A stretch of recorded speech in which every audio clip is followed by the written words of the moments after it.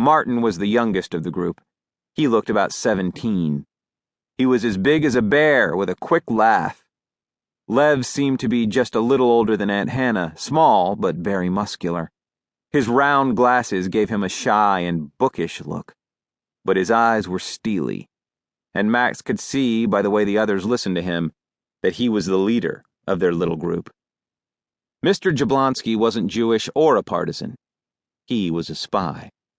He'd tricked the Nazis into thinking he loved Hitler. He'd even become close friends with the Nazi commander in the area. But secretly he was working with the partisans, helping plot their missions, hiding them in his barn, supplying them with food and news from the outside.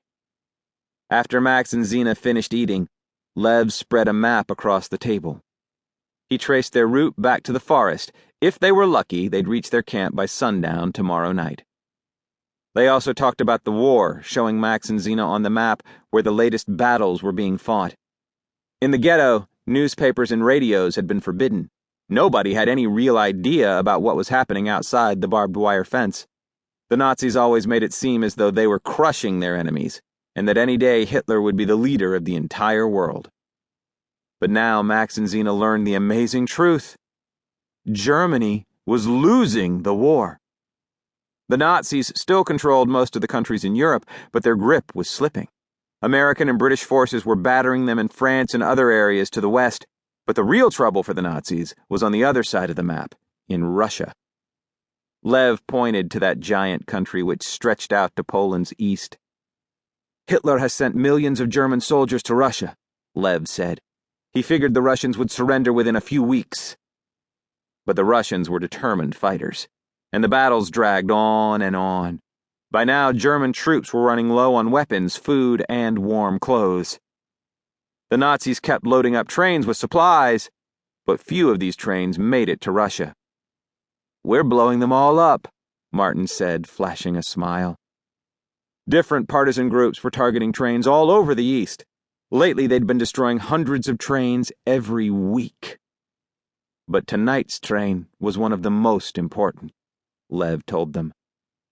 It had more than 30 rail cars, packed with machine guns, tons of ammunition, and winter uniforms, but most important, Panzer tanks. There were 20 of them, Martin added. Max shuddered as he remembered the enormous steel beasts rumbling through the streets of Estes, their guns powerful enough to blast away an entire building in one shot. For weeks after the invasion, Max had nightmares that a panzer was chasing him. He'd wake up drenched in sweat, his arms and legs aching as though he'd been running for his life. To destroy the train, Aunt Hannah, Lev, and Martin had carried a 50-pound explosive from their base in the forest. They traveled in the dead of night, dodging Nazi soldiers guarding the tracks. They climbed onto a train bridge that stretched across 2 high ridges and tied the bomb to the underside of the tracks. Then they hid behind a rock, readied the bomb's detonator, and waited for the train. Hours passed, but then, finally, woo! Woo! The train barreled toward the bridge. Black smoke belched from the stack of the massive locomotive. A Nazi flag glowed in the moonlight, and there were the Panzer tanks, each sitting on its own flatbed railcar. Behind them, an endless line of railcars was packed with supplies for the Nazi troops. The train approached the bridge. With a flick of a finger, Lev triggered the blast.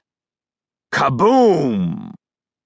The bomb exploded in a massive ball of fire. In a flash, the bridge crumbled, its wooden supports snapping like toothpicks. The train's locomotive seemed to hang helplessly in the air for a moment, and then it started its plunge into the rocky valley hundreds of feet below.